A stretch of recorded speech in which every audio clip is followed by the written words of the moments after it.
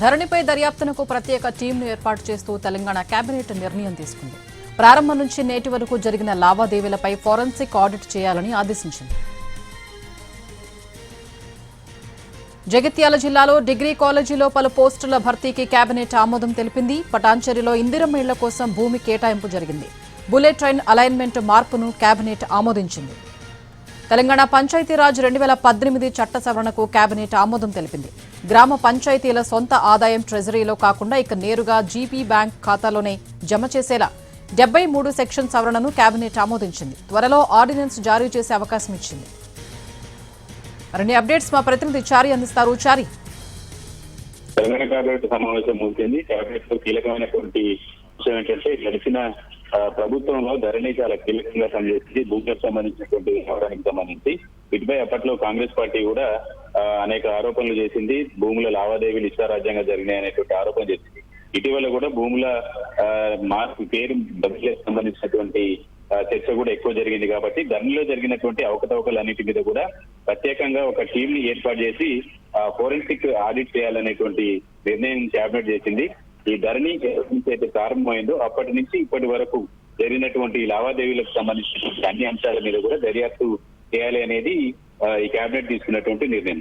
ఈ ప్రత్యేకమైనటువంటి టీంలో రెవెన్యూ డిపార్ట్మెంట్ కి సంబంధించి అంటే భూములకు సంబంధించినటువంటి లావాదేవీలకు సంబంధించినటువంటి ఎక్స్పర్ట్స్, అలాగే పోలీస్ డిపార్ట్మెంట్ కి సంబంధించినటువంటి వాళ్ళు, ఈ టెక్నికల్ టీం ధరణి పోర్టల్ కి సంబంధించి ఈ టెక్నికల్ టీం కూడా ఉండాలి. కాబట్టి ఇట్లా అన్ని రకాలుగా నిపుణులందరినీ కలిపి ఒక టీం గా ఏర్పాటు చేసి ఫోరెన్సిక్ ఆడిట్ చేయాలనేటువంటి అభిప్రాయంతో కేబినెట్ ఉంది. దానిపై ఇవాళ ఒక నిర్ణయం జరిగింది కేబినెట్ లో. వీటన్నిటిపై ఎలాంటి విచారణ జరుగుతుందనే దానికి సంబంధించి మరి కాసేపట్లో పిఎస్ జీవో కూడా ఇచ్చేటువంటి అవకాశం ఉంది. దీనికి సంబంధించి కేబినెట్ అయితే అప్రూవల్ చేసింది. ఇక గ్రామ పంచాయతీలకు సంబంధించి మనం ఉదయం నుంచి చెప్తూ ఉన్నాం. గ్రామ పంచాయతీలకు సంబంధించి వసూలు చేసినటువంటి గ్రామ పంచాయతీకి వచ్చినటువంటి ఆదాయం ఏదైతుందో గ్రామాల్లో వచ్చేటువంటి ఆదాయ పన్ను కావచ్చు, నీళ్లకు సంబంధించినటువంటి ట్యాక్స్ కి సంబంధించి రసీదు కావచ్చు, వీటన్నిటిని కూడా గ్రామ పంచాయతీలే నేరుగా ఉపయోగించుకోవడానికి, గ్రామ పంచాయతీ ఖాతాలో జమ చేసుకోవడానికి వెసులుబాటు కల్పిస్తూ కేబినెట్ నిర్ణయం తీసుకుంది. ఈ ప్రాజెక్టుల అంచనాల మార్పులు చేర్పులకు సంబంధించినటువంటి అంశం మీద కూడా చర్చ జరిగింది.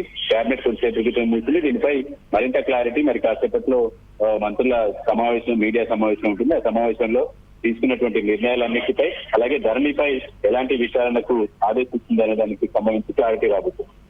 Right, thank you Chari.